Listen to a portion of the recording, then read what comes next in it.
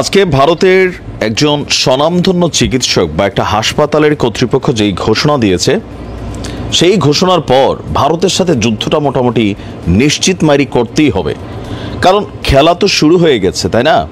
এখন বিষয়টা হচ্ছে যে এই জিনিসটার সমাধান কোথায় হবে।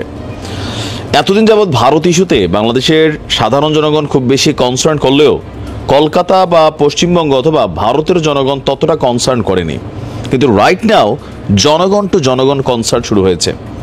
তবে আমিও এই জিনিসটা কখনোই পছন্দ করি না যে যত কথাই বলেন, খারাপ ভাবেন, দালাল ভাবেন, যাই ভাবেন, অন্য কোনো দেশের পতাকা আমরা যখন নিজেরা এটাকে অবমানন করব, অবনমিত করব, স্বাভাবিকভাবে তার দেশে আমাদের সাথে এগুলোই করবে, আমাদের হাতে থাকলে আমরাও করতাম। তো এইটা আমাদেরও ঠিক হয় নাই। কোনটা ঠিক হয় নাই? যে আমাদের বাংলাদেশে বেশ কয়েকটা শিক্ষা প্রতিষ্ঠানের প্রবেশ পথে ভারতের পতাকা এঁকে দিয়েছিল কতিপয় শিক্ষার্থীরা, আর এই পতাকার উপর দিয়ে হাইটা যখন পোলাপাইন কলেজে প্রবেশ করছে, বিষয়টা ভারতীয় মিডিয়াতে চলে আসছে। ইভেন এটা নিয়ে ভারত সরকার থেকে শুরু করে ভারতের জনগণ খুব স্ট্রিক্টলি এই বিষয়টাকে কিন্তু ডিল করছে। ইভেন এই ঘটনাটার জের ধরে যে তোমরা আমাদের যেই পতাকা অবমাননা করছো, সেই পতাকাকে কিভাবে সম্মান দেওয়াইতে হয় আমরা ভারত জানি। তো কিভাবে দিবে দেখেন, যারা ভারতের সাথে কানেক্টেড না, সামহাও আপনার কোনো ভিসা ইস্যু নাই, আপনার চিকিৎসার ইস্যু নাই, অথবা আপনি কোনো ব্যবসা বাণিজ্যের সাথে ইস্যু নাই, তারা হয়তো ভারতের ইস্যুটাতে একরকম মুভমেন্ট করছে। কিন্তু ভারতের সাথে যাদের এই ইস্যুগুলো আছে তারা কিন্তু চরম বিপদে পড়ছে। আপনি এখানে একটা কনসার্ন করতে হবে, বড় গোষ্ঠী। আমরা ফেসবুকে কথা বলছি, রাজপথে নেমে যাচ্ছি, কিন্তু কোথাও না কোথাও যারা এইখানে কানেক্টেড তারা কিন্তু খুবই বড় বিপদে আছে, কারণ ইউরোপের অধিকাংশ দেশগুলোরই এম্বাসি কিন্তু ভারতে। এখন ঝামেলাটা কোন জায়গায় পাকাইছে দেখেন, ভারতের পতাকাকে প্রণাম কইরা আপনাকে ভারতে গিয়ে চিকিৎসা নিতে হবে। প্রথমে আওয়াজ তুলছিল পশ্চিমবঙ্গের একটা, এখন তুলছে ত্রিপুরার হাসপাতাল, এরপরে তুলছে আরেক হাসপাতাল। তো এরকম যদি চলতে থাকে, এইটাও একটা ট্রেন্ড হচ্ছে কোথায়, ভারতের যারা হাসপাতালের চিকিৎসকরা আছেন তারাও কিন্তু তাদের দেশের জনগণের কাছে তাদের হাসপাতালকে পপুলার করার জন্য তারা কিন্তু এই সিদ্ধান্তগুলো নিচ্ছে। বিষয়টা কিন্তু এই জায়গাতেই। আমাদের দেশে এখন যদি ভারতকে বয়কট করার জন্য একটা ডাক আসে, যে কোনো প্রতিষ্ঠান, রাতারাতি এই প্রতিষ্ঠানের মানুষ গাছে তুলবে, বাঙালি আমরা এগুলো করি, তো ভারতও কিন্তু সেম। এখন আমরা দেখছি যে আপনার বাংলাদেশের পতাকাকে অবমাননা এবং হিন্দুদের উপর ইস্যুকে নিয়ে বাংলাদেশি রোগীদের চিকিৎসা না দেওয়ার ঘোষণা দিয়েছিল প্রথমে কলকাতার একটি হাসপাতাল, এরপর আরও কয়েকটি ভারতীয় হাসপাতাল বলছে তারা বাংলাদেশিদের চিকিৎসা দেবে না। তবে পশ্চিমবঙ্গের এক চিকিৎসক, তিনি আবার খুব নিনজা টেকনিক এখানে অবলম্বন করেছেন। তিনি বলছেন, আমি বাংলাদেশিদের চিকিৎসা দেব, কিন্তু এর জন্য তার চেম্বারে যাওয়ার সময় বা ওই হাসপাতালে যাওয়ার সময় আপনাকে ভারতীয় পতাকাকে প্রণাম করতে হবে। বিষয়টা বুঝতে পারছি। আর আপনি কোন ভাই ভারতের চিকিৎসার জন্য যাব না, কিন্তু আমাদের কাছে বিকল্প আপাতত মধ্যবিত্ত গরিবদের জন্য ভারত ছাড়া কিন্তু নাই।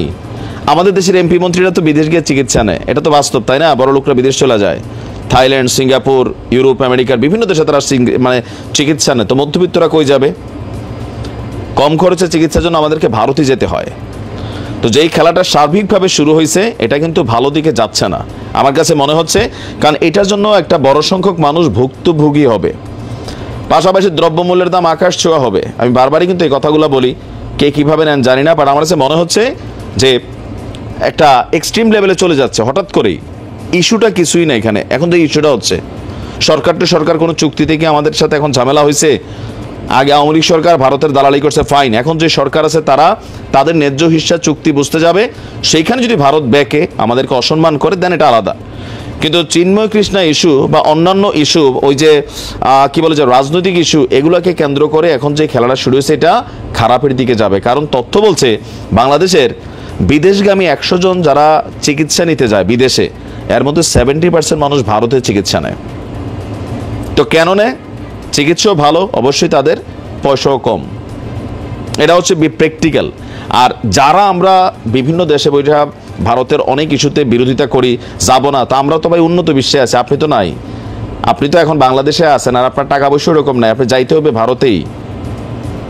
অনেক মানুষ আমাদের ইনবক্সে মেসেজ দিয়েছেন যে ভাই বিষয়টা নিয়ে একটু দেখেন না, এটা নিয়ে খুব এক্সট্রিম লেভেলেও চলে যাচ্ছে, আমরা ভিসা পাচ্ছি না, কারোর ইউরোপ আমেরিকার ভিসার জন্য অ্যাপ্লাই করে রাখছে, লক্ষ লক্ষ টাকা ইনভেস্ট হয়ে যাচ্ছে, দিচ্ছেই না ভিসা। ভারতের ভিসা না দিলে আপনার যেই মানুষটা, স্টুডেন্টটা যে এত লক্ষ টাকা ইনভেস্ট করলো, সে তো ভাই ধরা খেয়ে গেছে। এখন আমাদেরকে এগুলোর প্ল্যান বি ছাড়া যে হুট করে কোনো একটা কিছুতে আইসা এরকম অবস্থান নেওয়া, এটা নিজেদের জন্য ক্ষতির কারণ। এখন যে চিকিৎসক বক্তব্য দিয়েছেন তিনি ইন্ডিয়ান এক্সপ্রেসকে বলছেন, বাংলাদেশের জনগণ আমাদের পতাকাকে অবমাননা করেছে, যা আমাদেরকে কষ্ট দিয়েছে। আমি রোগীদের ফিরিয়ে দিতে চাই না, কিন্তু যারা আমাদের দেশে আসবে তাদের আমাদের পতাকাকে সম্মান জানাতে হবে। নর্থ বেঙ্গল মেডিকেল কলেজ হাসপাতালের স্পেশাল মেডিকেল অফিসার হিসেবে কর্মরত একজন চিকিৎসক বলছেন, আমি যে সরকারি হাসপাতালে কাজ করি সেখানে কোনো রোগীকেই আমি ফেরাতে পারবো না, কিন্তু শিলিগুড়িতে আমার ব্যক্তিগত চেম্বারে আমি জাতীয় পতাকা ঝুলিয়েছি, সেখানে একটি ভিডিও বার্তা যুক্ত করেছি। যারা আমার মাতৃভূমির পতাকাকে সম্মান জানাবে না তারা আমার কাছ থেকে চিকিৎসাও পাবে না। এখন এই বিষয়গুলো হচ্ছে কি, যে কোনো দেশের মানুষের কাছে বিষয়গুলো অপমানজনক। ভারতে যখন আমাদের জাতীয় পতাকাকে অবমাননা করা হয়েছে আমরা এটার প্রতিবাদ জানিয়েছি, তো ভারতের জাতীয় পতাকা অবমাননা করলে ভারতের মানুষ প্রতিবাদ জানাবে, এটা খুব সিম্পল। আমাদের কাছে পরিকল্পনা কিচ্ছু নাই, প্ল্যান কিচ্ছু নাই, খালি ওই যে একটা ইস্যু তৈরি করা, দেশ থেকে বিদেশ থেকে বৈশা বিভিন্ন ধরনের বিভিন্ন গোষ্ঠী এই লাফাইয়ে পড়ে, দৌড় দিয়ে ঝাঁপাইয়ে পড়ে। প্ল্যান কি ভাই তোমাদের কাছে বিকল্প? আপনি সরকারে দেখছেন, আপনি যে এত লাফাইতেছেন আপনার কথা ভারতের সাথে কিচ্ছু হবে? সরকার তো আপনি দেখছেন সরকারের সিস্টেমে হাঁটে, ভারতের সাথে সম্পর্ক উন্নয়ন করতে চায়। এই ডিসেম্বরে বৈঠক আছে। আমাদের কিছু কিছু অতিরঞ্জিত অ্যাক্টিভিটিজের জন্য বাংলাদেশের একটা বড় সংখ্যক জনগণ বিপদে পড়ে আছে। আমাদের ইনবক্সে প্রচুর মেসেজ যে ট্রিটমেন্টের একটা পর্যায়ে এসে আটকে গেছে, যাইতে পারতেছে না, ভিসা দিচ্ছে না ভারতের জায়গা সঠিক। আমরা যখন তাদের দেশকে অপমান করব তারা রিয়েকশন দেবে, আমরা যেমন আমাদের দেশকে অপমান করলে রিয়েকশন দেই। এখন আমরা তো ভারতের মোসরা দেওয়ার মতন আমাদের হাতে কিচ্ছু নাই, ভারতের হাতে অনেক কিছু আছে। আগে আমাদেরকে সেটার সেট আপটা রেডি করতে হবে। আমি একজনের সাথে যুদ্ধ লাগতে যাব, তো আমার প্রিপারেশনটা কি? একজনের একটা গুলি করে চলে আসলাম বা একটা মাইট দিয়ে চলে আসলাম, তো পরে সে যে দলবল পাকায় আসবে, আমার প্ল্যান বিটা কি? কিছুই নাই, খালি চাপাবাজি ছাড়া।